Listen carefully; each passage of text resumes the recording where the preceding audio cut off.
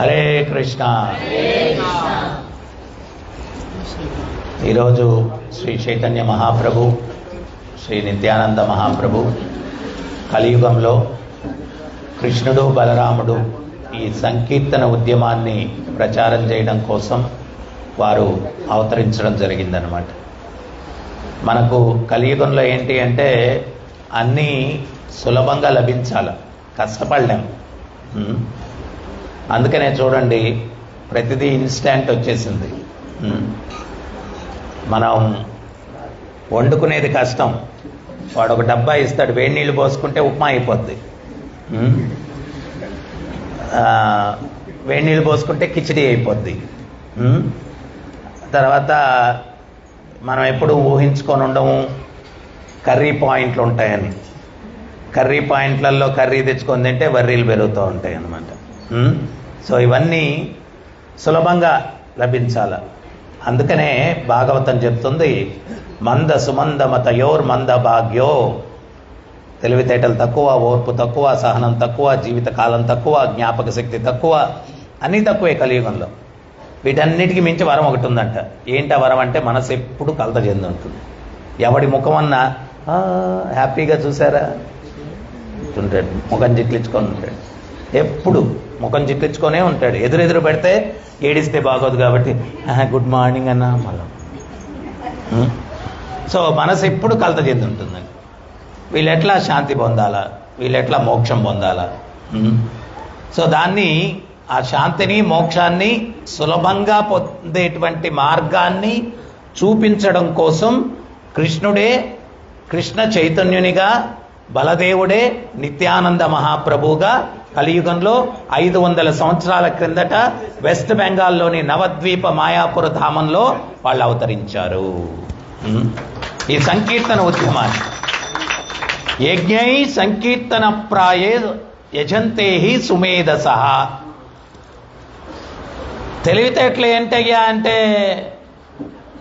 మనం ఈ తెలివితేటలు ఏమనుకుంటామంటే ఆహారం భుజించడం, నిద్రించడం, కొట్లాడడం, సంపర్కం చేయడం, ఈ 4 ప్రక్రియలు చేస్తే తెలివితేటలు అనుకుంటాం.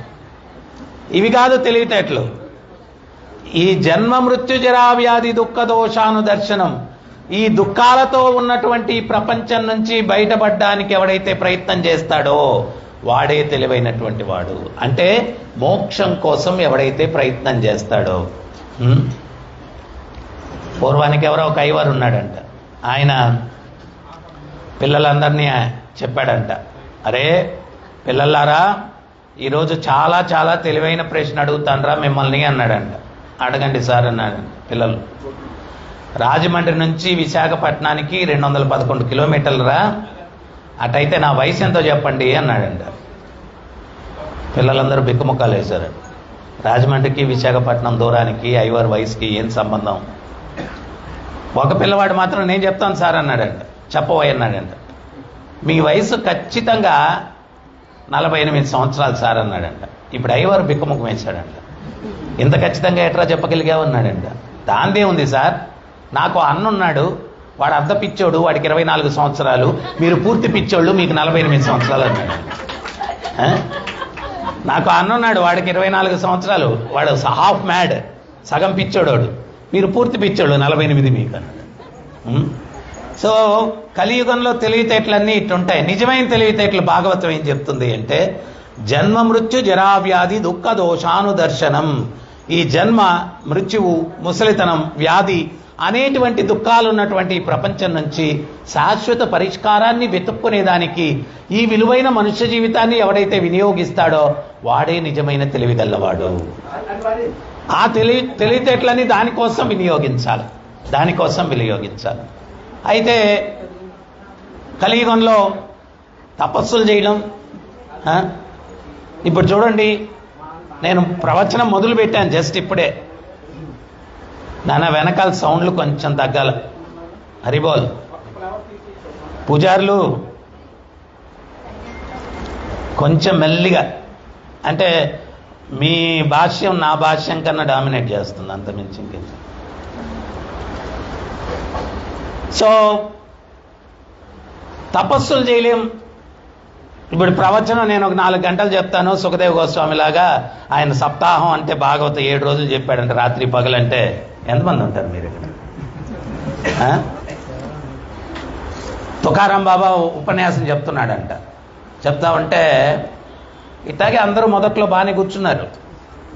ఇంతకుముందు మహాత్ములు ఎట్లా ప్రవచనం చెప్పేవారు అంటే కళ్ళు మూసుకొని భగవంతుడి లీలల్ని వాళ్ళు దర్శిస్తూ మాట్లాడేవాళ్ళు అనమాట. వాళ్ళకి ఆ లీలలు భగవంతునివి సాక్షాత్తు ఆ బృందావనంలో లేకపోతే ఎక్కడెక్కడ భగవంతుడి లీలలు అవి కనిపిస్తూ ఉంటే వాటిని ప్రవచించేవారు. ఆయన కళ్ళు మూసుకొని చెప్తున్నాడు పాపం. కొంతమంది కొంచెంసేపు విన్నారు, కొంచెంసేపు తూగారు, కొంచెంసేపు తూగు నుంచి మెలకు వచ్చిన తర్వాత లేచి వెళ్ళిపోయారు. అంటే రామాయణంలో యుద్ధం జరిగినప్పుడు నిద్రాదేవి స్వామివారి దగ్గరికి వచ్చిందంట. రాముల వారి దగ్గరికి వచ్చి చాలా బాధపడిందంట. నాకు ఒకే ఒక్క శిష్యుడు ఉన్నాడు, వాడిని కూడా చంపేశారు మీరు అని. నిద్రాదేవి యొక్క శిష్యుడు ఎవరు? కుంభకర్ణుడు.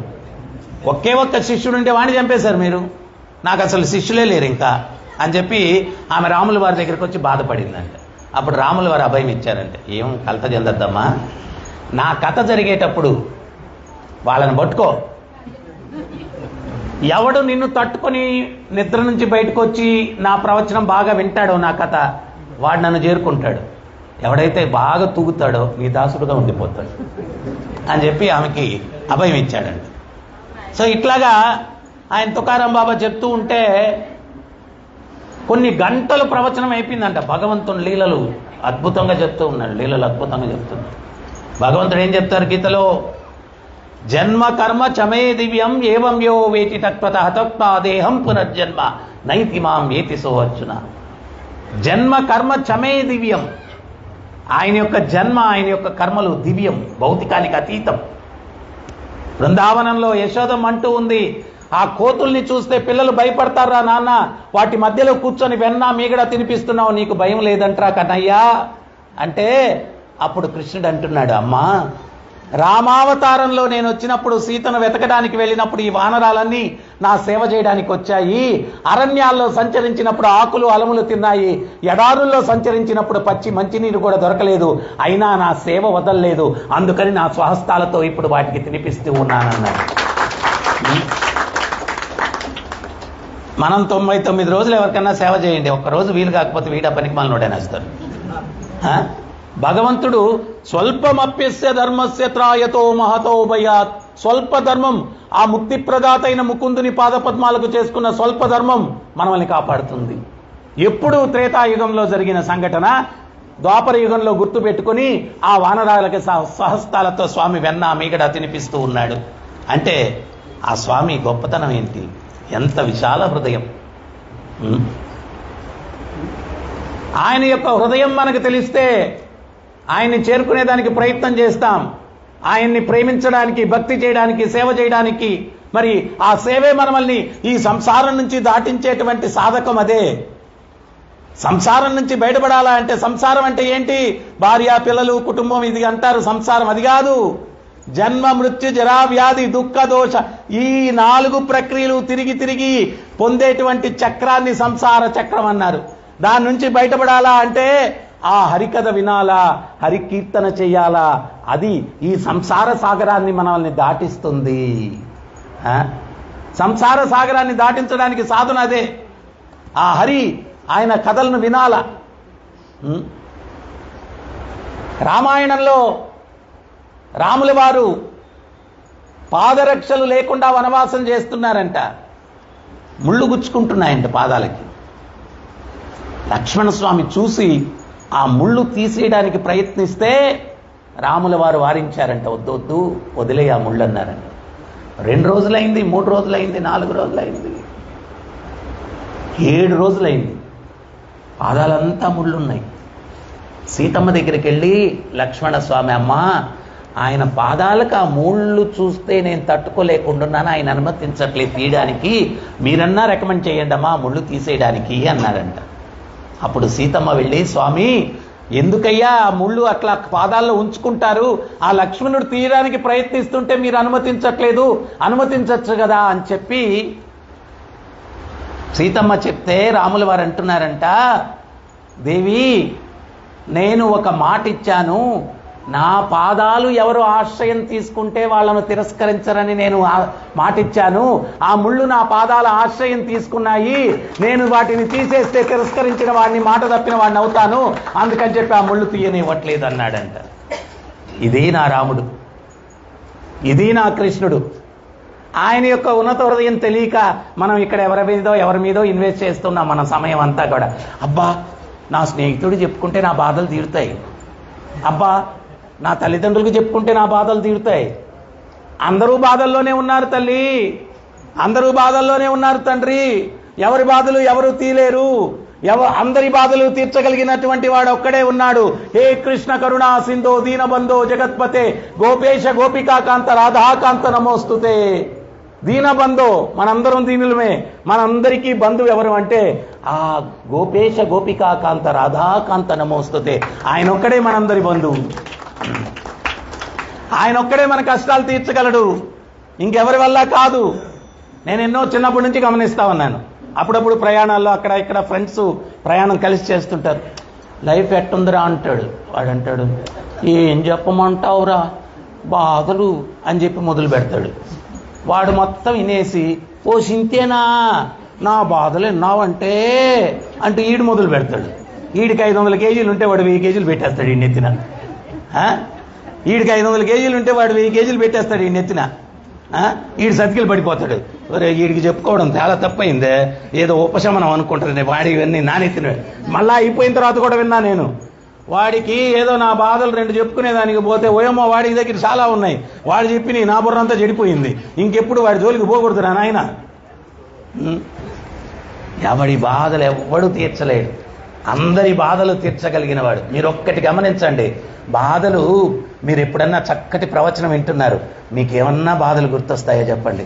మంచి భజనలో ఉన్నారు, ఏమన్నా ఆ స్వామిని దర్శిస్తూ ఉన్నారు, ఏమన్నా గుర్తొస్తాయి ఆనందం. రోజంతా ఆ స్వామితో అట్ట గడపగలిగితే ఇంకా బాధలే ఉన్నాయి జీవితంలో. భక్తి అంటే అది, భక్తి అంటే అది. చాలా మంది భక్తి అంటే అర్థం తెలియక సోమవారం పూజ చేస్తే మంగళవారానికి లాటరీ తగులుద్దేమో అనుకుంటారు. లాటరీల కోసం కాదు భక్తి, నువ్వు చేసుకున్న కర్మ నువ్వేం తప్పించుకోలేవు, ప్రతి ఒక్కడు అనుభవించాలా. అయితే భక్తి ఏం చేస్తుందంటే నువ్వు చేసిన కర్మ యొక్క ప్రభావం, కష్టం నీకు వచ్చినప్పుడు దాన్ని తట్టుకునే సామర్థ్యాన్ని ఆ భగవంతుడు నీకు ఇస్తాడు, ఆ కర్మను తప్పించుకునేదానికి. ఇంకోటి ఏంటంటే వరదరగా కొత్త కర్మలు పాపాలు చేయకుండా పుణ్యకార్యాలు చేస్తూ సత్కర్మలు చేస్తూ సుఖంగా మనం ముందుకెళ్లేదానికి కూడా మంచి బుద్ధిని ఇస్తాడు భగవద్భక్తిలో ఉంటే. అదే భక్తిలో లేమనుకోండి, అసత్సంగం వల్ల చెడు బుద్ధులు వస్తాయి, దానివల్ల పాపాలు చేస్తాం, దానివల్ల కష్టాలు ఇంకా పెరుగుతూ ఉంటాయి. చాలా మందికి కష్టాలకు కారణం ఏంటో తెలియదు. పొడవు గడ్డ ఉన్న స్వామీజీ దగ్గరికి వెళ్ళిపోతారు, ముఖం దిగాలుగా పెట్టుకుని ఇటో వెళ్తారు. ఆయన మనం చూడంగానే శిష్య నీ కష్టాలు ఉన్నాయి నాయన. గురువు గారు మీకెక్కడ తెలుసండి, నాకు కూడా ఉన్నాయి కాబట్టి తెలుసులే నాన్న. అందరికీ ఉన్నాయి, స్వామీజీలకు కూడా ఉండలే కష్టాలు లేకుండా. శిష్యులు ఉంటారు కదా కొందరు సుఖంగా ఉంచడానికి గురువు గారిని. సో కష్టాలు అందరికీ ఉంటాయి, ఉండకుండా ఉండవు. కానీ ఈ కష్టాలు ఉన్నాయని దీని నుంచి ఎట్లా బయటపడాలా అని మార్గం చూపించేటువంటి వాడే గురువు. ఇది దుఃఖాలయం. ఈ దుఃఖాలయంలో స్వామి ప్రభుపాదులు వారు చెప్తారు, మరుగుదొడ్లో మల్లెపూ వాసన రాదు, అక్కడ వచ్చే వాసన వేరే. అదే రకంగా దుఃఖాలయంలో ఆనందంగా నేను ఉండాలంటే అది మూర్ఖత్వం. ఆనందాలయం వేరే ఉంది. ఏది ఆనందాలయం? భగవద్గీతలో భగవంతుడు చెప్తున్నారు, ఆ బ్రహ్మ భువనాన్లోకో పునరావర్తినోర్జున. బ్రహ్మలోకం నుంచి పాతాళలోకం దాకా ఎక్కడికి వెళ్ళినా పునర్జన్మ ఉంది. మాముపేత్యంతు కౌంతేయ పునర్జన్మన విద్యతే. ఆయన లోకానికి ఎవడైతే చేరుకుంటారో అక్కడ పునర్జన్మ లేదు, ఎక్కడైతే పునర్జన్మ లేదో అక్కడ మృత్యువు లేదు, ఎక్కడైతే ఈ రెండు లేవో ముసలితనం వ్యాధి లేవు. ఆ ప్రదేశానికి వెళ్తే కానీ ఆనందంగా ఉండడానికి అవకాశం లేదు. ఈ విలువైన మనుష్య జీవితం దేనికి వినియోగించాలా? ఆయన్ని చేరుకునేదానికి వినియోగించాలి. మనం దేనికి ఉపయోగిస్తున్నాం? చక్కగా భుజించి నిద్రించి కొట్లాడి సంపర్కం, ఈ 4 ప్రక్రియలే మనుష్య జీవిత పరమార్థం అనుకున్నాం. మహాభారతం దాన్ని ఖండిస్తుంది. ఆహార నిద్రాభయమైతునంశ సమన్వవేతాం పశుభీ నరాణాం ధర్మోహితేశో అధికో విశేషో ధర్మేణ హీన పశుహి సమాన. ఆహారం భుజించడం, నిద్రించడం, కొట్లాడడం, సంపర్కం చేయడం, సమన్వవేతాం పశుభీ నరాణం. ఈ 4 ప్రక్రియలు మనిషి చేస్తాడు, జంతువు చేస్తుంది, సమానమే. ఎప్పుడు మనిషి ఉన్నతుడవుతాడు? ధర్మోహితేశో అధికో విశేషో.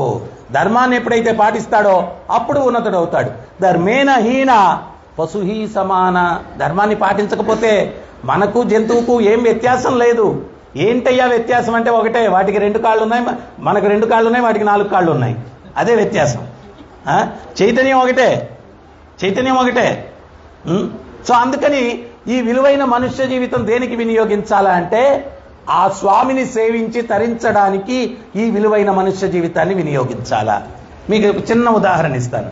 ఏంటి ఉదాహరణ అంటే, ఒక కార్యాలయంలో ఉన్నతాధికారికి ప్యూన్కి పోలిస్తే ఉన్నతాధికారికి ఉన్నతమైన వస్తువులు ఇస్తారు. ఎందుకోసం అంటే ఆయన ప్యూన్ పని చేయాలి కాబట్టి. అవునా అవునా? అంటే మీరు వినట్లేదండి. నేను ఉన్నతాధికారికి ఉన్నతమైన వస్తువులు ఇస్తారు ఎందుకంటే ప్యూన్ పని చేయడానికి. నేను ఇందాకేమో తుమ్మని తలకేపిస్తాను.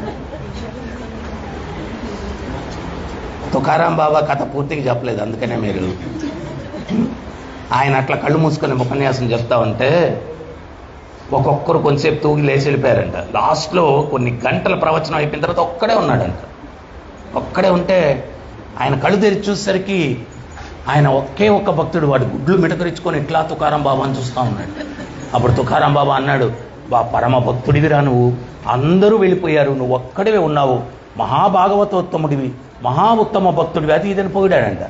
ఆడన్నాడంటే, గురువుగారు మరి అంత పొగడద్దు నన్ను అన్నాడంట. అరే అందరు వెళ్ళిపోయినా నువ్వు ఉన్నావంటే గొప్ప భక్తుడి కదరా నువ్వు అన్నాడంట. అదేం లేదు గురువుగారు అన్నాడంట. అసలు విషయం చెప్తాను గురువుగారు అన్నాడు. ఏంట్రా అంటే, మిమ్మల్ని కూర్చోబెట్టేటప్పుడు నా శాలు వేసి కూర్చోబెట్టారు, మీరు ఎప్పుడు ప్రవచనం ముగిచ్చేస్తారా, లేస్తే నేను అది ఎత్తుకుపోదామని చెప్పి వెయిట్ చేస్తా ఉన్నాను, అంతకుమించి నేనేం భక్తుని కాదన్నాడంట. అట్లాగా మనం ఏంటి అంటే శ్రద్ధగా వినాలన్నమాట. ఉన్నతాధికారు ఉన్నతమైన వస్తువులు ఇస్తారు ఎందుకోసం? ప్యూన్ పని చేయడానికి, ఉన్నతమైన కార్యం చేయాలి కాబట్టి. ఆయనకు అన్ని ఉన్నతమైన వస్తువులు ఇస్తే నేను డోర్ దగ్గర కుర్చీలో కూర్చుంటాను ప్యూన్ లాగా అంటే ఉపయోగం ఏమైనా ఉందా? లేదు కదా. అదే రకంగా సృష్టిలో 84 లక్షల జీవజాతులు ఉంటే మనిషికి ఉన్నతమైన వస్తువులు భగవంతుడు ఇచ్చాడా లేదా? ఎక్కడన్నా పిల్లులు, కుక్కలు, ఎలుకలు కూర్చొని సత్సంగం చేస్తున్నాయా? లేదు కదా. ఆ అవకాశం ఎవరికి ఉంది? మనుషులకే ఉంది కదా. వేదం అదే చెప్తుంది కదా, అతాతో బ్రహ్మ జిజ్ఞాస, పరమ సత్యం తెలుసుకో మనుష్య జన్మగా ఎత్తిన తర్వాత. ప్రతి ఒక్క మనిషి మాత్రమే ప్రశ్నించగలడు. ఏం ప్రశ్నించాలా? అతాతో బ్రహ్మ జిజ్ఞాస అంటే అర్థం ఏంటి? పరమ సత్యం తెలుసుకునేదానికి ఈ ప్రశ్నించేదాన్ని వినియోగించుకోవాలి. పరమ సత్యం ఏంటి? నేనెవరు? భగవంతుడెవరు? నాకు భగవంతునికి ఉన్న సంబంధం ఏంటి? ఈ దుఃఖాలు ఎందువల్ల ఉన్నాయి? జన్మ, మృత్యువు, ముసలితనం, వ్యాధి, వీటి నుంచి బయటపడే మార్గం ఏదన్నా ఉందా అని తెలుసుకునే దానికోసం ఈ విలువైనటువంటి మనుష్య జీవితం. గురువుగారు అందరికీ బుర్రలోకి ఎక్కదు ఏంటండి భక్తి? అందరికీ భక్తి బుర్రలోకి ఎక్కదు. కారణం ఏంటి? కారణం ఏంటి అంటే బుర్రలోకి ఎక్కాలంటే ఇక్కడ కొంచెం శుద్ధి జరగాలి.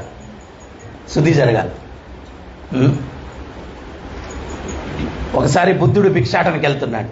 ఒక రాజు అనుకున్నాడంట, విలువైనటువంటి దానంగానే ఇస్తే అప్పుడు విలువైన జ్ఞానం ఆయన నుంచి పొందొచ్చు అని చెప్పి పంచభక్ష పరమాన్నాలు ఒక వెండి పళ్ళెంలో పట్టుకొని తీసుకొని వచ్చి బుద్ధుడికి ఇవ్వాలనుకుంటున్నాడు. బుద్ధుడు ఏం చేశాడంటే ఆయన భిక్ష పాత్రలో అక్కడ మట్టి ఉంటే బురద తీసి పూసేశాడు. భిక్షాందేహి అన్నాడు. ఆ రాజు చూశాడు. చూసి, స్వామి మీ పాత్రలో మట్టి ఉంది, ఈ పదార్థాలు దాంట్లో వేస్తే అవన్నీ కలుషితమైపోతాయి, ఆ మట్టిని శుద్ధి చేసుకోండి, అప్పుడు నేను వేసే పదార్థాలు పవిత్రంగా ఉంటాయి అన్నాడు. అప్పుడు బుద్ధ భగవానుడు అన్నాడంట, నా నుంచి గొప్ప జ్ఞానాన్ని నువ్వు ఆశిస్తూ ఉన్నావు, నీ మనసు మాలిన్యంగా ఉంది, సాధన చేసి దాన్ని శుద్ధి చేసుకో, లేకపోతే నేను ఇచ్చే జ్ఞానం కూడా కలుషితమైపోతుంది అన్నాడు. భగవత్ తత్వం మనకు అర్థం అవ్వాలా అంటే మొట్టమొదట ప్రాసెస్ ఏంటి అంటే మన మనసు హృదయం శుద్ధి కలగాల, పవిత్రం అవ్వాలా. ఆ పవిత్రమయ్యేటువంటి విధానం కలియుగంలో తపస్సులు చేయలేం. విశ్వామిత్రుడు బ్రహ్మర్షి కావడానికి 60,000 సంవత్సరాలు తపస్సు చేశాడంట. మనం అరగంట కూర్చునేదానికి కాళ్ళు వంగవు. మామూలు కూర్చుంటాం, కూర్చునేటప్పుడు ఇట్ట జాపి ఎదుటోడిని ఒక తన్ను తన్ని ఆమెను మనం కూర్చుంటాం అన్నమాట. వంగితే కదా. తపస్సులు చేయలేం. యజ్ఞాలంటే అందరికీ అవుతుందా యజ్ఞం చేయడం, అన్ని మంత్రాలు? అది కుదరదు. విగ్రహారాధన, భుజిస్తే స్నానం చేయాలా, మనం బాత్రూమ్కి వెళ్తే స్నానం చేయాలా, ఆ శుచి శౌచం ఇవన్నీ చేయడానికి కుదరదు. మరి ఎట్లా వీళ్ళు శాంతిని పొందుతారు, ఎట్లా మోక్షాన్ని పొందుతారు? బ్రహ్మని నారదుల వారు అడుగుతున్నారు. అప్పుడు బ్రహ్మ చెప్తున్నాడు, హరిర్నామ హరిర్నామ హరిర్నామైవహి కేవలం కలో నాస్తేవ నాస్తేవ నాస్తేవ గతిరన్యద. కలియుగంలో హరినామం జపించడం కన్నా ఇంకో మార్గం లేదు, ఇంకో మార్గం లేదు, ఇంకో మార్గం లేదు. మరి హరినామాలు 100,000 ఉన్నాయి. ఏది జపించాలా అంటే అప్పుడు ఈ మహామంత్రాన్ని ఇస్తూ ఉన్నారు. హరే కృష్ణ హరే కృష్ణ కృష్ణ కృష్ణ హరే హరే హరే రామ హరే రామ రామ రామ హరే హరే. ఇతి షౌడశకనాంనాం కలికల్ముషనాశనం నాతరో పరతరోపాయత్ సర్వవేదేషు దుష్యతి. ఈ 16 పదాలైన భగవంతుని ఎవరైతే జపిస్తారో కలికల్ముషనాశనం, కలికాలం ఉండే కల్ముషాలన్నీ నాశనం అవుతాయి. నాతరో పరతరోపాయత్ సర్వవేదేషు దుష్యతి. వేదాలు మొదటి నుంచి చివరి దాకా తిరగవేసినా కానీ ఇంతకు మించిన తరుణోపాయం ఇంకోటి లేదు అని చెప్పి, ఇంతకు మించిన మార్గం ఇంకోటి లేదు. ఈ సంకీర్తనని ప్రారంభించడానికి కృష్ణుడు ఒకసారి రుక్మిణీ మాత పాదసేవ చేస్తూ ఒక మాట అనిందంట. స్వామి, అందరూ మిమ్మల్ని పూర్ణ పురుషోత్తముడు అంటారు, కానీ మీరు అనుభవించింది ఒకటి ఉంది ఈ సృష్టిలో. అప్పుడు అదేంటి దేవి, నేను అనుభవించింది ఏంటి అన్నాడు స్వామి. భక్తుడు స్వయంగా మీ గురించి ఎట్లా పరితాపం చెందుతూ ఉన్నాడో ఆ పరితాపాన్ని మీరు స్వయంగా అనుభవించలేదు కదా స్వామి, అటువంటప్పుడు ఎట్లా పూర్ణ పురుషోత్తముడు అవుతారు మీరు అనిందంట. అప్పుడు భగవంతుడిలో ఒక సంకల్పం కలిగిందంట, భక్తావతారిగా నేను అవతరించాలా. మరి భక్తులందరిలోకి కూడా పరమ శ్రేష్ఠురాలు శ్రీమతి రాధారాణి, రాధా భావనలో కృష్ణుడు చైతన్య మహాప్రభుగా అవతరించారు. అదే కృష్ణ చైతన్య మహాప్రభు, అదే కృష్ణ చైతన్య మహాప్రభు. ముందు యుగాలకి కలియుగానికి ఒక తేడా ఉంది. ఏంటది అంటే, సాధువులు ఒక గ్రహంలో ఉండేవాళ్ళంట, రాక్షసులు ఇంకో గ్రహంలో ఉండేవాళ్ళంట. ఇప్పుడు సత్యయుగంలో. త్రేతాయుగానికి వచ్చేసరికి ఇద్దరు ఒకే గ్రహం మీదకి వచ్చేశారు.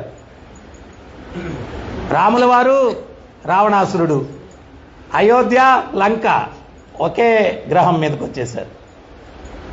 ద్వాపర యుగం వచ్చేసరికి సాధువులు దుర్మార్గులు ఒకే ఇంట్లోకి వచ్చారు. కౌరవులు పాండవులు ఒకే ఇంట్లోకి వచ్చేశారు. కలియుగంకి వచ్చేసరికి ఒక ఒంట్లోకి వచ్చేశారు. శరీరం ఒకే ఇంట్లో ఒకే ఒంటిలో. కొంచెం సేపు వీడు సాధువుగా ఉంటాడు, కొంచెం సేపు దుర్మార్గుడుగా ఉంటాడు.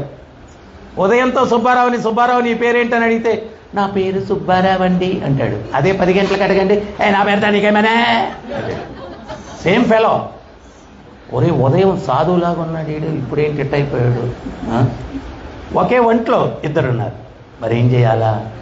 ఆ ఒంట్లో ఉన్నటువంటి రాక్షసుని బయటకు తరమాలా అంటే మనం ఏం చేయాలా అంటే, ఆత్మశుద్ధి మనశుద్ధి కలగాల అంటే భగవత్ నామాన్ని జపించాలా. కలిర్దోషనిదే రాజన్ హస్తి ఏకో మహాగుణ కీర్తనాది ఏవ కృష్ణస్య ముక్త సంగ పరంబ్రజ. కలియుగం దోషాలకు నిధి, అన్ని దోషాలే. ఒక్క సుగుణం ఉంది. ఏంటి ఆ సుగుణం అంటే, కీర్తనాది ఏవ కృష్ణస్య, కృష్ణుని యొక్క కీర్తన ఎవరైతే చేస్తారో ముక్త సంగ పరంబ్రజ, అన్ని దోషాల నుంచి విముక్తిని పొందుతారు. మనలో ఉన్నటువంటి దోషాలన్నిటి నుంచి విముక్తి పొందాలంటే మనం ఏం చేయాలంటే కృష్ణ కీర్తన. కీర్తనాది ఏవ కృష్ణస్య, కృష్ణుని యొక్క కీర్తన ఎవరైతే చేస్తారో అన్ని దోషాల నుంచి కూడా విముక్తిని పొందుతారు. స్వామి ప్రభుపాదుల వారు మహానుభావుడు న్యూయార్క్లో ఉపన్యాసం ఇచ్చారు.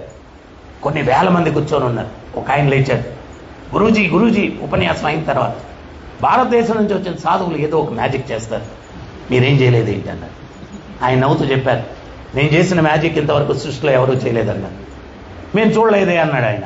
అప్పుడు ఆయన చెప్పారు, నా ముందు కొన్ని వేల మంది అమెరికన్లు యూరోపియన్లు కూర్చొని ఉన్నారు, మీకు బోడి కొట్టి పిలక పెట్టి కట్టు బొట్టు నడవడిక రాక్షసులు లాంటి మిమ్మల్ని సాధువులు చేశారు, ఇంతకన్నా మ్యాజిక్ ఏముంటుంది?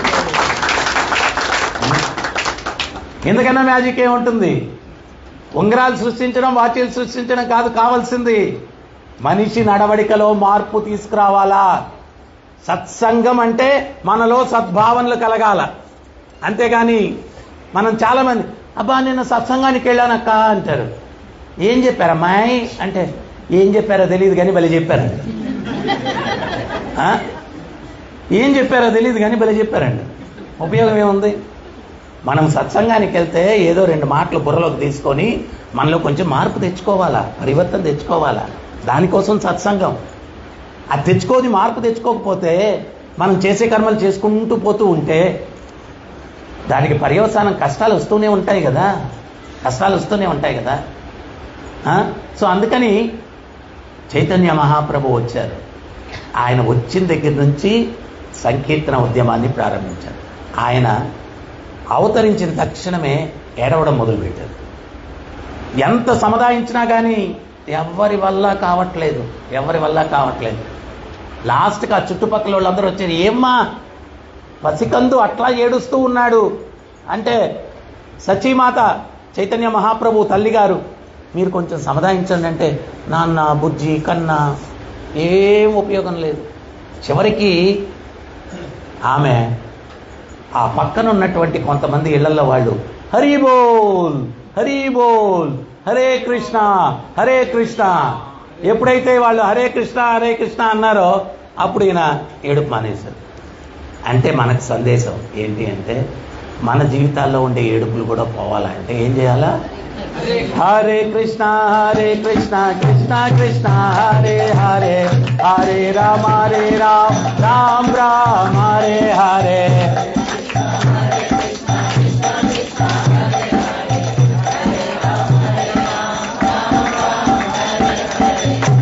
ఈ మధ్య వరల్డ్ హెల్త్ ఆర్గనైజేషన్ ఒకటి చెప్పిందమ్మా, మనం చప్పట్లు కొడితే చేతులు ఎక్కడ అరిగిపోతాయని చెప్పి కొడతాం. వరల్డ్ హెల్త్ ఆర్గనైజేషన్ ఏం చెప్పిందంటే, రోజుకి ఎవరైతే 70 చప్పట్లు కొడతారో వాళ్ళకి గుండె రోగాలు రావు అని చెప్పి వరల్డ్ హెల్త్ ఆర్గనైజేషన్ రీసెంట్గా డిక్లేర్ చేసింది. మన పూర్వీకులందరూ టీవీలు రేడియోలు ఏం లేవు అప్పుడు, పని పాటు చేసుకొని సాయంత్రం అయితే రామాలయమో కృష్ణాలయమో ఉండేది. ఆడపోయి భజనలో కూర్చొని హరే కృష్ణ కృష్ణ కృష్ణ హరే హరే, హరే రామ రామ రామ హరే హరే.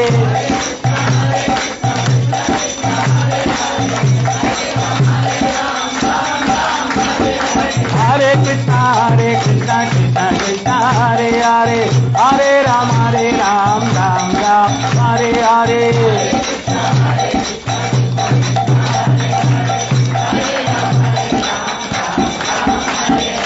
హరే కృష్ణ కృష్ణ కృష్ణ హరే హరే, హరే రామ రామ రామ హరే హరే.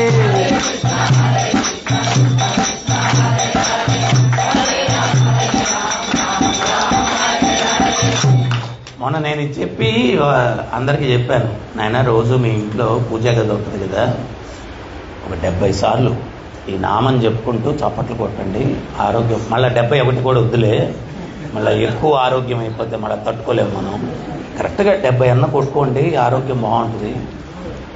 ఒక తెలివిమంతుడు ఏమన్నాడు తెలుసా, గురువుగారు వైద్యములు హాస్పిటల్స్ భలే ఉన్నాయిలే గురువుగారు, పర్లేదు అన్నాడు. నాకు అప్పుడు ఒక మాట గుర్తొచ్చింది. నేను మొదట్లో చెప్పాను కదా తెలివితేటలు 48 సంవత్సరాలు ఆ కేటగిరీ. సో నాకు ఒకటి గుర్తొచ్చింది. స్టీవ్ జాబ్స్ అని చెప్పి యాపిల్ కంపెనీ సంస్థాపకుడు, ఆయనకి లాస్ట్లో పాపం క్యాన్సర్ వచ్చింది. ఆయన ఒక విషయం చెప్పాడు. ఏం చెప్పాడంటే, నీకు ఎంతన్నా డబ్బు ఉండొచ్చు, హాస్పిటల్ కొనేయచ్చు, వార్డు కొనేయచ్చు, వైద్యాన్ని కొనేయచ్చు, కానీ నొప్పి అనుభవించేవాడిని మాత్రం కొనలేవు, నువ్వే అనుభవించాలా అన్నాడు. వైద్యం ఉన్నంత మాత్రాన ఇంజెక్షన్ వేస్తారు, ఇంజెక్షన్ వేస్తే నాకు ఇంజెక్షన్ వేస్తే ఏం నొప్పి అనుభవిస్తాడా, నేనే అనుభవించాలి కదా. సో అందుకని తెలివిగా మనం ఏం చేయాలంటే పెద్దోళ్ళు ఏదైనా చెప్తే దాన్ని సింపుల్గా అనుసరించేస్తే స్వామి కార్యం స్వకార్యం రెండూ అవుతాయి. 70 కొడతారా ఈరోజు నుంచి? మర్చిపోతారా? ఒక్కసారి ఈ మహామంత్రం నేర్చుకుంటే జీవితం అంతా ఒకే మంత్రం. దాన్ని అందుకనే మహామంత్రం అన్నారు.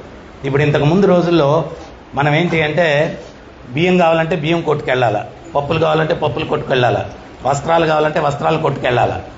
కలియుగంలో అన్ని కొట్లు తిరిగేదానికి మనకు ఓపిక లేదని చెప్పి బిగ్ బజార్లో ఓపెన్ చేశారు, సూపర్ మార్కెట్. అవునా కాదా? అక్కడికి వెళ్తే బట్టలు దొరుకుతాయి, సోపులు దొరుకుతాయి, ప్రొవిజన్స్ దొరుకుతాయి, అన్నీ దొరుకుతాయి. అదే రకంగా మనము ఒక్కోటి మంత్రం చెప్పుకొని అన్ని ఫలితాలు పొందలేం కాబట్టి అన్ని మంత్రాల యొక్క శక్తిని ఒక్క మంత్రంలో ఉంచేశారు. ఆ మహామంత్రమే హరే కృష్ణ మంత్రము. 3,000,000 దేవతల్ని మనం ప్రసన్నం చేసుకునే దానికి ఎన్ని మంత్రాలు చెప్పాలో వాటన్నిటి యొక్క ఫలితము ఈ మహామంత్రం ఒక్కటి చెప్తే వచ్చేస్తుంది అన్నమాట. ఆ మహామంత్రాన్ని ప్రచారం చేయడానికి కృష్ణ చైతన్య మహాప్రభు ఆయన అవతరించారు. ఈరోజు గొప్ప అదృష్టం ఏంటో తెలుసా? ఆ కృష్ణ చైతన్య మహాప్రభు బలరామ సమేతంగా చైతన్య నిత్యానందులుగా అమలాపురానికి వచ్చేశారు. అమలాపురానికి వచ్చేశారు. వాళ్ళు ఇప్పుడు మీకు దర్శనం ఇవ్వబోతున్నారు. వాళ్ళు వచ్చారు కదా, చక్కగా మన పూజారులు ఏంటంటే వాళ్ళకి అలంకరణ చేస్తూ ఉన్నారు. సో వాళ్ళు ఇప్పుడు మనకు దర్శనం ఇస్తారు. సో అందువల్ల ఈ యొక్క కలియుగంలో చాలా చాలా సులభమైనటువంటి మార్గాన్ని మనకివ్వడం జరిగింది. ముందు యుగాల్లో చేసేటివి ఏవి కూడా మనం చేయలేం కాబట్టి ఈ యొక్క సరళమైన మార్గము ఈ యొక్క భగవత్ నామాన్ని జపించడం అన్నమాట. సో భగవంతుని యొక్క ఉన్నత హృదయాన్ని కూడా మనం అర్థం చేసుకోవాలి. రామాయణంలో లంకకి వెళ్ళినప్పుడు విభీషణుడు వచ్చాడంట. విభీషణుడు వచ్చాడు, పాహిమాం పాహిమాం రక్షమాం రక్షమాం అన్నారు. అంటే రాములు వారు అన్నారంట, విభీషణ నువ్వు కలత చెందద్దు, లంకకు నిన్ను రాజుని చేస్తానన్నాడు. వానరాలు ఉన్నారు కదా, వాళ్ళు ఏమన్నారంటే, ఏమయ్యా స్వామి, ఆ కుటుంబం ఎటువంటిది, ఇతన్ని నమ్మేస్తున్నారు మీరు. నిమ్మ చెట్టుకు కాసే ప్రతి కాయ పుల్లగానే ఉంటుంది, ఒక్కాయి తీయగా ఉంటుంది, ఒక్కాయి పుల్లగా ఉంటుంది అని ఏం లేదు. రావణుడు ఎటువంటి వాడు, కుంభకర్ణుడు ఎటువంటి వాడు, శూర్పణఖ ఎటువంటిది, ఆ ఇంటి నుంచి వచ్చిన వాడే ఈ విభీషణుడు కూడా, రాజును చేసేస్తానని హామీ ఇస్తున్నారే స్వామి మీరు అన్నారంట వానరాలు. అప్పుడు రాములు వారు అన్నారంట, వానరోత్తములారా, విభీషణుడు శరణు పొందితే రాజును చేయడం కాదు, రావణుడు వచ్చి శరణు పొందినా రాజును చేస్తానన్నారంట. మరి విభీషణుడిని లంకకి రాజును చేస్తే రావణుడిని ఎక్కడ రాజును చేస్తారన్నారంట వానరాలు. అంటే అప్పుడు రాములు వారు అన్నారంట, అయోధ్యకు రాజును చేస్తారన్నారంట. మరి అయోధ్యకు రాజును చేయమని చెప్పి భరతుడిని చేయమని చెప్పి మీ తండ్రి గారు కోరుకున్నారు కదా, భరతుడి సంగతి ఏంటన్నారంట. అప్పుడు రాములు వారు అంటున్నారంట, భరతుణ్ణి వైకుంఠానికి రాజును చేస్తానన్నాడంట. మరి భరతుణ్ణి వైకుంఠానికి రాజును చేస్తే మీరెక్కడ ఉంటారన్నాడంట. నాకు ఏ ప్రదేశము లేకపోతే నా భక్తాగ్రేసుడైనటువంటి హనుమంతుని హృదయ సామ్రాజ్యంలో కొలువవుతాను, నాకు ప్రదేశాలు అవసరం లేదన్నాడంట. ఇది రాముల వారు, ఇది రాముల వారు. సో అందువల్ల అటువంటి దేవదేవునికి శరణాగతి పొంది ఆయన యొక్క కథలను వినడం. ఇప్పుడు ఇక్కడ ఈ సెంటర్ ఎందుకు మనం ఏర్పాటు చేశామంటే, రెగ్యులర్గా రండి, ఇక్కడ శివానంద నిమాయ ప్రభు ఆయన చక్కగా ప్రవచనాలు చెప్తారు, వినండి, మార్గదర్శకం ఇస్తారు, జపం ఎట్ట చేయాలా, నియమాలు ఎట్ట పాటించాలా, ఇవన్నీ కూడా. గుళ్ళు ప్రతి దగ్గర ఉన్నాయి. కానీ ఇస్కాన్ దేవాలయం యొక్క ప్రత్యేకత ఏంటి అంటే భగవత్ తత్వం ప్రచారం జరుగుతుంది. చాలామందికి మీకు తెలియదు, గుడికి వెళ్తే అక్క గుడికి వెళ్తే కూర్చోవాలంటక్క అని చెప్పి అట్టా వంగి లేచి వెళ్ళిపోతూ ఉంటారు. ఎందుకు కూర్చోవాలక్క? పులిహోర ప్రసాదం తినడానికి అక్క, కొబ్బరి చిప్పు కొట్టుకొని తినడానికి అక్క, లేకపోతే పక్కింటి పుల్లమ్మ వాళ్ళ అత్త గొడవలు వినడానికే అక్క, దేనికక్క కూర్చోవాలా? దేవాలయంలోకి వెళ్తే ఎందుకు కూర్చోవాలంటే భగవంతుని దర్శించిన తర్వాత అక్కడ సాధువులు భగవత్ తత్వం చెప్తూ ఉంటే అది వినడానికి కూర్చునేవాళ్ళు. రాను రాను చెప్పేవాళ్ళు లేరు, వినేవాళ్ళు లేరు. అదొక సెంటిమెంట్ అయిపోయింది. అక్క గుడికి వెళ్తే కూర్చోవాలంట అక్క. రామేశ్వరం పోయినా శనేశ్వరం పోనట్టు ఆడ కూర్చొని చర్చించుకునేది ఏంటంటే పెద్దోళ్ళు రాజకీయాల గురించి వాటి గురించి, మన మాతలైతే వాళ్ళ అత్తగోడలు పొట్లాడుకున్నారంట తెలుసా. గుడికి వచ్చి 10 రోజులు అయిందిలే, అందుకని విషయాలు తెలియలేదు. వచ్చుంటే తెలుసుంది, వచ్చుంటే తెలుసుంది.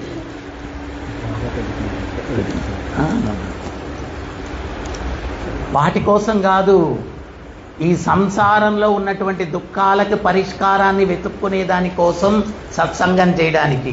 సో అందువల్ల ఇది ప్రస్తుతానికి ఈ యొక్క మందిరం టెంపరీగా నిర్మాణం చేశాం. భవిష్యత్తులో అక్కడ స్థలంలో పెద్ద మందిరం వస్తుంది మీ అందరి సహకారంతో, సేవలతోటి. సో ఇది బిగినింగ్ అన్నమాట, ప్రారంభం. సో అందువల్ల మీరందరూ రెగ్యులర్గా వచ్చి ఈ సత్సంగాల్లో పాల్గొని ఒక ఆధ్యాత్మిక మార్గదర్శకాన్ని పొందుతూ మీరందరూ కూడా యుగధర్మమైనటువంటి ఈ నామాన్ని జపిస్తూ, నామం ఎందుకు చేయాలంటే ప్రహ్లాదుడు భాగవతంలో చెప్తాడు, స్వామి మీ నామం ఎంత శక్తివంతమైందయ్యా, నామ రూపంలో అందరి హృదయాల్లోకి ప్రవేశించి ఆ హృదయాలను ప్రక్షాళనం కావిస్తావు స్వామి అంటాడు. ఆత్మశుద్ధి కోసం నామం చేయాల, అంతేగాని కృత్రిమంగా కాదు. ఎవరో పూర్వానికి చలికాలం ఋషికేశ్లో స్నానానికి వెళ్ళాడంట ఒక పెద్ద ఆయన, గంగలో చేయి పెట్టాడంట, ఏళ్ళు నిలుపుపోయాయంట, చల్లగా ఐస్ గరిగా వస్తుంటుంది గంగ. ఆడేం చేశాడంటే ఒంటి మీద టవల్ ఉంటే తీసి నీళ్ళలో వేసి పిండేసి టవల్ స్నానం నేను స్నానం, టవల్ స్నానం నేను స్నానం 3 సార్లు అనుకుని వచ్చేస్తున్నాడంట. ఇంకో వ్యక్తి ఎదురెళ్ళాడంట, ఏంట్రా చలికి స్నానం చేసావు అన్నాడు. ఏడు చేస్తాం, చస్తాం, చల్లగా ఉన్నాయి నీళ్ళు, మరి ఏం చేసావు అన్నాడంట. టవల్ నీళ్ళలో వేసి పిండేసి టవల్ స్నానం నేను స్నానం 3 సార్లు అనుకుని వచ్చేస్తున్నా అన్నాడంట. వీడెంత తెలియగలడు అంటే వాడి మీద చేయబెట్టి నువ్వు స్నానం నేను స్నానం, నువ్వు స్నానం నేను స్నానం అన్నాడంట. అటువంటి స్నానం వల్ల శుద్ధి జరుగుతుందా? తేనె సీసా బయట ఎంత నాకినా రుచి తెలియదు, చేతిలో వేసుకొని నాలుగు మీద వేసుకుంటే రుచి తెలుస్తుంది. నామం మన రామదాస్ గారు ఏం చెప్పారు, కదలి ఖర్జూరమునకెల్లా రుచికరమైనది రామనామం అన్నాడు. కదలి ఖర్జూరం వీటికన్నా రుచికరమైంది రామనామం. సో అందువల్ల దాన్ని ఆస్వాదించాలి, ప్రతినిత్యం జపిస్తే. మనకైతే దాని రుచి మొదట్లో తెలియదు. పచ్చకామెరలు ఉండేవాడికి చెరకు రసం తీయగా ఉంటుందా, చేదుగా ఉంటుంది. కానీ ఆ చెరకు రసమే మందు. రెగ్యులర్గా చెరకు రసం తీసుకుంటే వాడి కామెర్లు తగ్గే కొద్దీ దాని రుచి తెలుస్తుంది. మీరు రోజు నామం చేస్తూ ఉంటే మనలో ఉండే మాలిన్యం పోయే కొద్దీ ఆ రుచి తెలుస్తుంది, ఆ మాధుర్యం తెలుస్తుంది. సో అందువల్ల ప్రతినిత్యం భగవత్ నామాన్ని జపించండి. అయితే దురదృష్టం ఏంటి అంటే ఇక్కడ మీకు ఫ్రీగా ఇస్తున్నాను కదా నామం. నేను గంటల తరబడి ప్రవచనం చెప్పిన తర్వాత కొంతమంది వస్తారు, గురువుగారండి కొంచెం ఖర్చు అయినా పర్వాలేదండి, ఏదన్నా స్పెషల్ ఉందండి అంటాడు. ఊరే నిన్ను మోసం చేసే స్పెషల్ ఏం లేదురా బాబు. భగవంతుడు ఏం చెప్పాడు గీతలో, మొత్తం పరతరం నాణ్యకించిదస్తి ధనుంజయ, నన్ను మించిన పరమ సత్యం ఇంకోటి లేదు అన్నాడు. కలికాలే నామరూపే కృష్ణ అవతార్, కలియుగంలో నామరూపంలో కృష్ణుడు ఉన్నాడు. నామాన్ని ఎవరైతే ఉచ్చరిస్తారో, కాళీయుడి పడగల మీద స్వామి నృత్యం చేసి వాడిలో ఉన్నటువంటి కాలకోటి విషాన్ని ఎట్లా కక్కించాడో, నామం ఎవడి నాలుక మీద ఉచ్చరింపబడుతుందో వాడి హృదయంలో ఉన్న మాలిన్యాన్ని కక్కిస్తాడు స్వామి అని చెప్పి ఆచార్యులు చెప్తూ ఉన్నారు. సో అందువల్ల ఆ నాలుక మీద స్వామి నామం ప్రతినిత్యం కూడా నృత్యం చేయాలా. నృత్యం చేయడం అంటే ఎట్లా, ఒక చిన్న విగ్రహం నాలుగు మీద పెట్టుకుంటారేమో, పెట్టుకొని ఎగిరిస్తారేమో, ఏం లేదు, సింపుల్.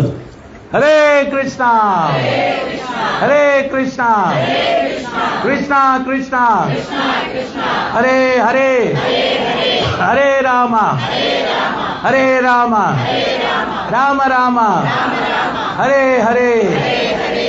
సో పురందర్దాస్ చెప్పాడు, నా దగ్గరికి హైదరాబాద్లో, అది ఎప్పుడు మర్చిపోలేను నేను, ప్రతిసారి చెప్తుంటాను. భార్యాభర్తలు ఇద్దరు వచ్చారు. ఉపన్యాసం అయిన తర్వాత భార్య భర్త మీద కంప్లైంట్ ఇస్తుంది, గురువుగారండి మా ఆయన పడుకుంటాడండి, నిద్రపోడండి, అంతా దొల్లుతుంటాడండి అన్న. నేను అడిగాను, ఏమయ్యా ఇదే మ్యూజిక్ అయ్యా అన్నాను. మ్యూజికా పాడా గురువుగారు, వ్యాపారంలో రకరకాల టెన్షన్స్, పడుకుంటే నిద్ర రాదు, అవన్నీ గుర్తొస్తాయి అని చెప్పి అటు ఇటు దొల్లుతూ ఉంటాను. నాకు అప్పుడు పురందరదాస్ కీర్తన ఒకటి గుర్తొచ్చింది, నరజన్మ బంధాగ నాలిగే ఇరువాగ కృష్ణాన భారదే. నరుడి జన్మం ఎత్తిన తర్వాత నాలుకన్న దున తర్వాత కృష్ణ అని ఎందుకు అనకూడదు? కృష్ణ కృష్ణ అందురే కస్తవులిస్టిల్ల కృష్ణ కృష్ణ అంటే ఇంత కూడా కష్టాలు ఉండవంట. ఏంటి? కృష్ణ కృష్ణ అంటే ఇంత కూడా కష్టాలు ఉండవంట. మీరు బాగుందా? కృష్ణ కృష్ణ బాగుందా? మరి కష్టాలు లేకుండా ఉండాలంటే ఏం చేయాలా? హరే కృష్ణ హరే కృష్ణ కృష్ణ కృష్ణ హరే హరే హరే రామ హరే రామ రామ రామ హరే హరే. చివరిగా భగవంతుడు ఎంత కరుణ చూపిస్తాడని ఒక కథ చెప్పి ముగిచ్చేస్తాను. స్వామివారికి ఇప్పుడు పుష్పాభిషేకం ఉంటుంది, హారతి ఉంటుంది. ఏంటది అంటే, పాండవులు వనవాసానికి వెళ్ళారు. వాళ్ళు వనవాసం రోమ ఋషి ఆశ్రమం దగ్గరికి వెళ్ళారు. రోమ ఋషి అంటే ఆయనకు ఒళ్ళంతా రోమాలు, అవి కూడా కొన్ని కిలోమీటర్ల దూరంలో ఉంటాయంట ఆయన రోమాలు. ఆయన ఆశ్రమం చుట్టంతా రోమాలే. ఆయన ఆశ్రమంలో ఒక చెట్టు ఉంది, దివ్య ఫలాన్ని ఇస్తుంది. అది కానీ భుజిస్తే ఆకలి తప్పికుండవంట. ద్రౌపది ఆ ఫలాన్ని చూసి ధర్మరాజుతో చెప్పింది, స్వామి ఈ ఫలాన్ని భుజిస్తే అరణ్యవాసం చేస్తున్నాం కదా, మనకు ఎప్పుడు ఆహారం దొరుకుతుందో ఎప్పుడు నీళ్లు దొరుకుతాయో తెలియదు, ఈ పండు కొంచెం తిందాము అని. అప్పుడు ధర్మరాజు బాణం కొట్టాడు, పండు కింద పడింది. తమ్ముళ్ళకి చెప్పాడు పోయి తీసుకురమ్మంటే సహదేవుడు వెళ్ళాడు, దాన్ని ఎత్తపోతే రావట్లేదు. నకులుడు వెళ్ళాడు, ఎత్తపోతే రావట్లేదు. అర్జునుడు వెళ్ళాడు, ఎత్తపోతే రావట్లేదు. భీముడు వెళ్ళాడు, అందరూ ఇటు పక్కన నెట్టేశాడు. ఇట్టన్నాడు, రెండు చేతులు. ఆ కదలికకి వీళ్ళందరూ ఎక్కడ నిలబడి ఉన్నారంటే రోమ ఋషి యొక్క రోమాల మీద నిలబడి ఉన్నారు.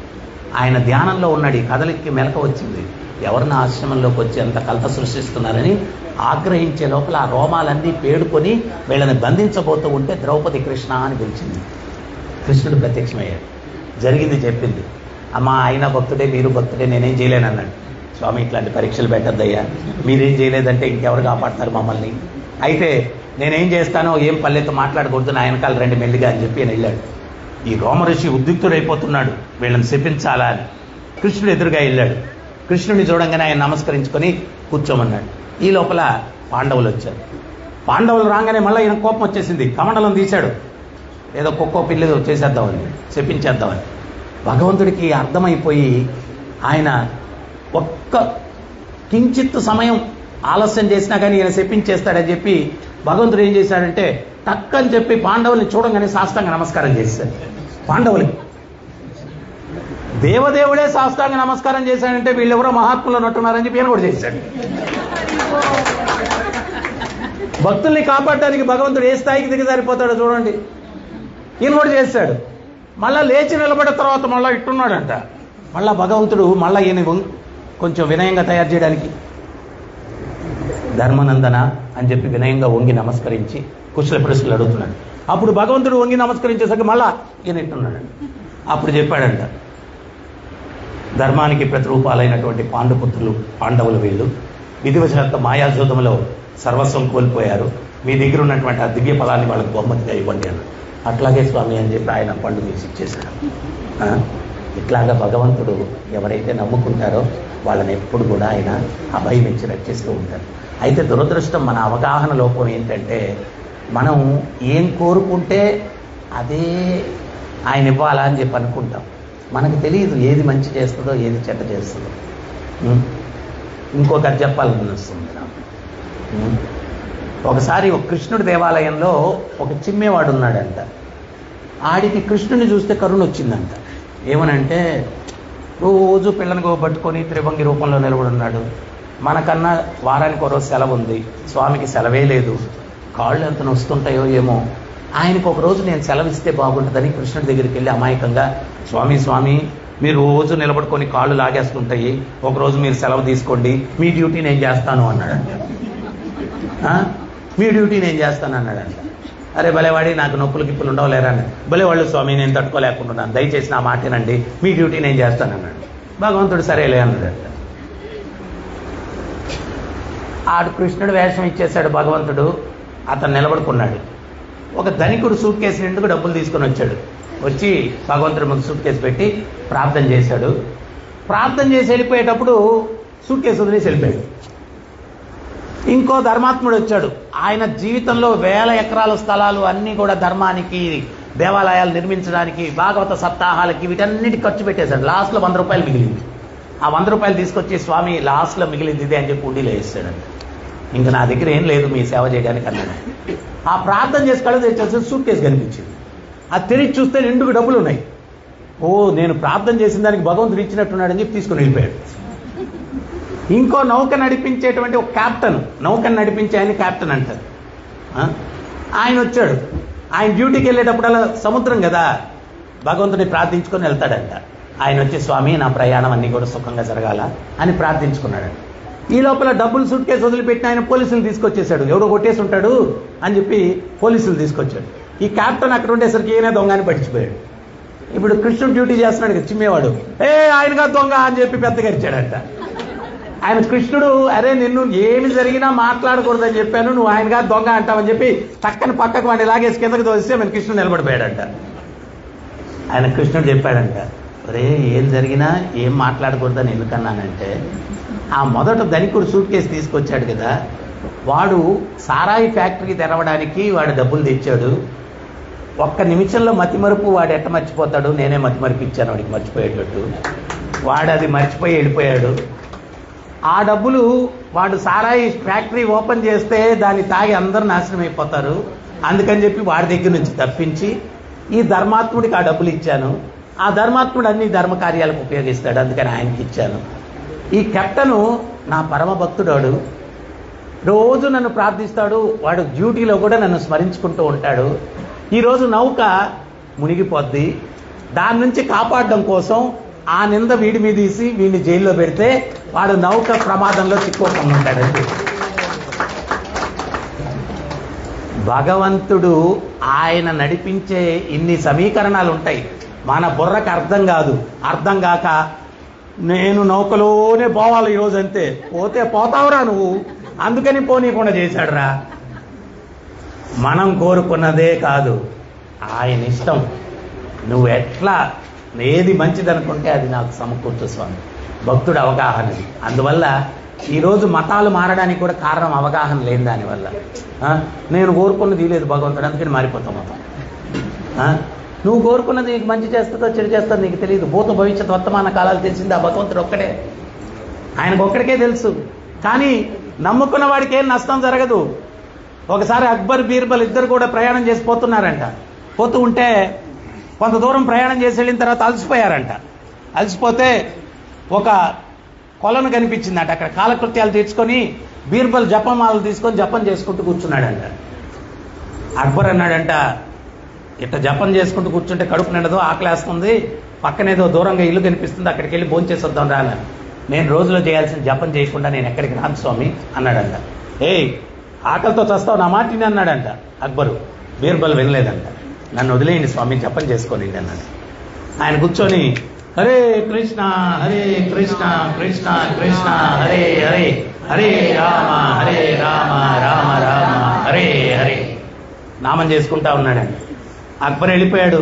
చక్రవర్తి వచ్చాడని వాళ్ళు సాధారణంగా ఆహ్వానించి మంచిగా భోజనం చేసి పెట్టారంట. అక్బర్ అన్నాడంట, నా మంత్రి ఒకడు పిచ్చోడు ఉన్నాడు, ఆడు భోజనం గురించి ఆలోచించకుండా జపం చేసుకుంటూ కూర్చున్నాడు, ఆకలితో చస్తాడు, కొంచెం ఇవన్నీ క్యారీడ్ కట్టివ్వండి అని చెప్పి ప్యాకింగ్ చేసుకొని తెచ్చాడంట. ఈయన ఈ లోపల జపం ముగించుకున్నాడు. జపం గిపం అంటే కుదరదు, తిను, తీసుకొచ్చా చూడు అన్నాడు. ఆయన తినే వరకు ఏం మాట్లాడాలి, శుభ్రంగా తిన్నాడు. తిన్న తర్వాత కూడా చూసావా, నేను వెళ్ళి తేబట్టి నువ్వు తిన్నావు, జపం గిపం అని ఉంటే కడుపు కాలుండేది నేను కూడా, చూడు అన్నాడు. అప్పుడు బీర్బల్ అన్నాడంట, ఈరోజు జపం మీద విశ్వాసం 1000 రెట్లు పెరిగింది స్వామి నాకు అన్నాడు. ఏంటి అట్లంటావు, వేళ కొలాలా అన్నాడంట. నేను మీ మంత్రిని, మీ సేవకుణ్ణి, కానీ నేను ఇక్కడ జపం చేస్తూ కూర్చోవడం వల్ల మీరు నా ప్రభువు, మీరు నాకు సేవకుల్లా క్యారియర్ పట్టుకొని వచ్చారు. ఈరోజు నాకు నామం పట్ల విశ్వాసం లేదు. మీరు హ్యాపీగా రోజు జపం చేసుకోండి, క్యారియర్ వచ్చేస్తుంది, ఆనందం ఆటోమేటిక్గా వచ్చేస్తుంది. సో అందువల్ల భగవంతుడి మీద పూర్తి విశ్వాసంతో ఆ భగవత్ నామం చేస్తూ పాపాలు చేయకుండా, ముఖ్యంగా పాపాలకు 4: మాంసభక్షం, వ్యభిచారం, చూదం, మద్యం. ధర్మానికి 4 పాదాలు ఉన్నాయి. ఈ 4 వ్యసనాలే ఆ 4 పాదాలని పడగొడుతుంది. వాటికి దూరంగా ఉంటూ ప్రతిరోజు భగవత్ నామం చేస్తూ ఇక్కడ జరిగే సత్సంగ కార్యక్రమాల్లో పాల్గొని ఒక మంచి మార్గదర్శకం పొంది మీ జన్మను సార్థకం చేసుకునేదానికి ప్రయత్నం చేయండి. నేను కూడా రాజమండ్రిలో ఉన్నప్పుడు నెలకి ఒకసారో 2 సార్లు వస్తాను మీ అందరి యొక్క సాంగత్యం తీసుకునేదానికి. మీరెంత నామం చేస్తారో రెడీనా, మీరెంత నామం చేస్తారో ఇతరుల చేత ఎంత నామం చేయిస్తారో దాన్ని బట్టి మీ ఆధ్యాత్మిక ఉన్నతి ఉంటుంది. లాస్ట్కి ఒక విషయం చెప్తాను. రోజు ఉపన్యాసం ఇచ్చే వ్యక్తి ఒక బస్ డ్రైవరు ఒకే రోజు పోయారంట. యమధర్మరాజు వచ్చి ఉపన్యాసం ఇచ్చే వ్యక్తి నరకానికి వెళ్తాడు, బస్ డ్రైవర్ వైకుంఠానికి వెళ్తాడు అన్నాడంట. ఆ ఉపన్యాసం ఇచ్చే వ్యక్తికి ఎక్కడ లేని కోపం వచ్చేసిందంట. నేను రోజు ఉపన్యాసం చెప్తాను, నేను నరకానికి వెళ్ళడం ఏంటి, వీడు ఆఫ్టర్ ఆల్ బస్ డ్రైవరు, వీడు వైకుంఠానికి వెళ్ళడం ఏంటి అన్నాడంట. అప్పుడు యమధర్మరాజు చెప్పాడంట, రోజు ఉపన్యాసం ఇస్తావు, భగవంతుని గురించి ఒక మొక్క కూడా చెప్పేవాడివి కాదు, నేను ఇంద్రుడిని చంద్రుడిని నీ గొప్పలు చెప్పుకునేవాడివి. కానీ ఈ బస్సు డ్రైవరు చాలా వేగంగా బస్సు నడిపించేవాడు, టర్నింగుల్లో కూడా స్పీడ్ తగ్గేవాడు కాదు, జుమ్మని 100 స్పీడ్లో జుమ్మని తిప్పేవాడు టర్నింగుల్లో. ప్రయాణికులందరూ భయంతో కృష్ణ రామ గోవింద అనుకునేవాళ్ళు. కొన్ని వేల మంది ప్రయాణికుల చేత వీడు భగవత్నామం చేయించాడు, అందుకని వీడు వైకుంఠానికి వెళ్తాడు.